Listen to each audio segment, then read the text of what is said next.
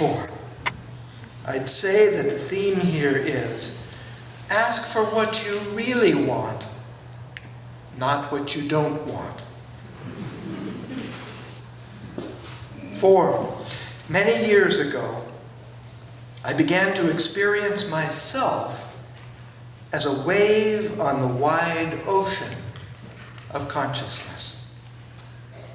If that ocean of consciousness is God, then part of the achievement of full human potential is to realize that I am that same self-consciousness that is God. The great Jesus of Nazareth, the great Buddha, the great Ramakrishna of Dakshineswar, and so many others, are figures in history who realized this connection at a very deep level. This began to happen when I started taking myself a little less seriously. Before we can begin to identify self at this deepest level, we must work on attenuating the dominance of the egoic self that is constantly reinforced by our culture. There's a corollary experience here that has changed my life. If experience of myself is like a wave in the wider field of all consciousness, then other selves comprised of consciousness are in fact none other than myself. Two waves in the ocean form from the same water. They only appear different. The experience arises on the spiritual pathway that other persons and all other sentient beings are simply expressions of the consciousness that is myself. This is especially true of those closest to me, my partner and my children and my family, some of whom I'm honored to have with us this morning. How could I not treat these all with the same worth and dignity with which I honor my own self? How can we help but being loving and just to others, as different as they may appear on the surface, when it is in reality our own self we are encountering in all of its wondrous and diverse forms. Our self in every nook and cranny of our diverse and beautiful world. How could we not care for an environment that is our mother, who is also nothing other than the consciousness we also are? The more brightly I perceive spirit in people and in things, in short, the more awake I can become, the greater are the beauty and the love that are their gifts to me. The theme here is directly experiencing the interconnected web of existence, not only as an idea, but as a feeling, as an experience. Not merely noticing connections of behavioral purpose, like the bee and the blossom, but directly experiencing the myriad interconnected expressions of one being, one consciousness. 5. In ancient India, right action goals are named. And if you haven't figured it out yet, I have some affinity towards the philosophies of India. The first of these is the right accumulation of wealth, acquired in an ethical way, in an amount that meets my needs and my family's needs, but does not hoard. For me, this has always meant to have enough to take care of myself and those that are my loved ones. The second goal is right dharma, meaning purposeful action toward the good of all. The third goal is the healthy experience of pleasure. The healthy experience of pleasure in a way that fulfills desire, but that in no way harms self or others. This is really the theme of our program for our children and youth and adults, our whole lives.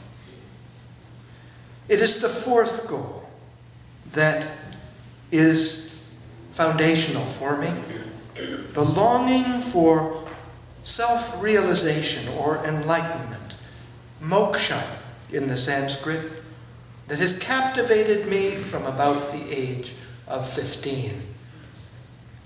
The theme here for me is balance. Learning to live this model of life invites us to balance these four aims as the integrated, healthy wholeness of lives well lived. To lose ourselves in one or another of these four life aims, to the exclusion of the others, would for me be a life failure. Number 6. Vive la différence. So say the French when they celebrate the unique qualities of the fairer sex. For me, there are profound differences between masculine and feminine qualities, but it helps me to move past gender connotations to speak instead of the profound differences between the yin energy, the more feminine energy in Taoist thought, and the yang energy, the more masculine energy in Taoist thought. No man is purely yang, and no woman purely yin. Part of my growth as a man has been to embrace the yang and the yin together, blending them in a unique way in my life. Blending, if you will, the warrior energies of the planet Mars with the beauty and sensitivity of the planet Venus. Indeed, I value men and women who seek to integrate qualities of both. I find women who are assertive very refreshing, and I'm drawn to men who are sensitive, caring, and good listeners. This theme is beautifully rendered in the Hindu mythology, where Shiva energy and Shakti energy work together, for each alone is nothing. The masculine or Shiva energy is the silent foundation, and the feminine Shakti energy is the power of the creative impulse. Without both, in Hinduism, there can be no universe. Without both, a person can never reach her or his full human potential. 7. I could hear the ring of truth of Joni Mitchell's song, Woodstock, the first time I heard it, more than a few years ago. Life is for learning. Life is for learning. Many in our culture have adopted a stance of entitlement, with a drive to get what you want when you want it.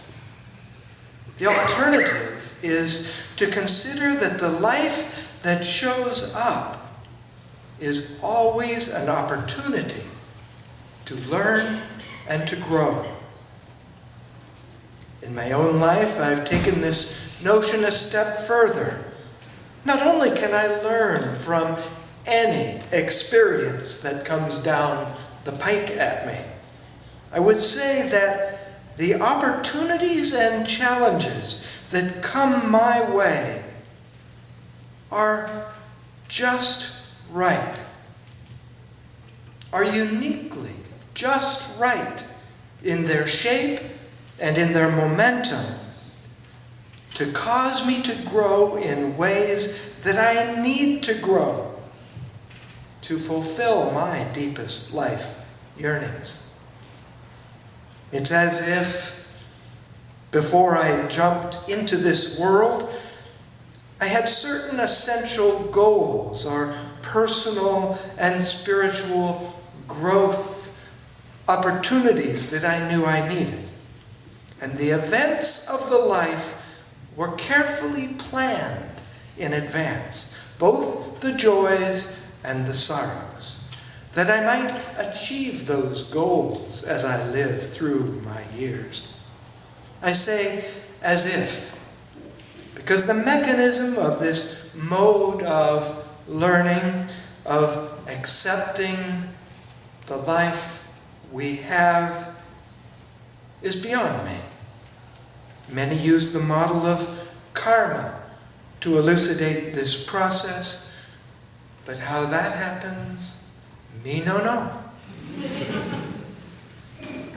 What if each person and each event has meaning and purpose in my life?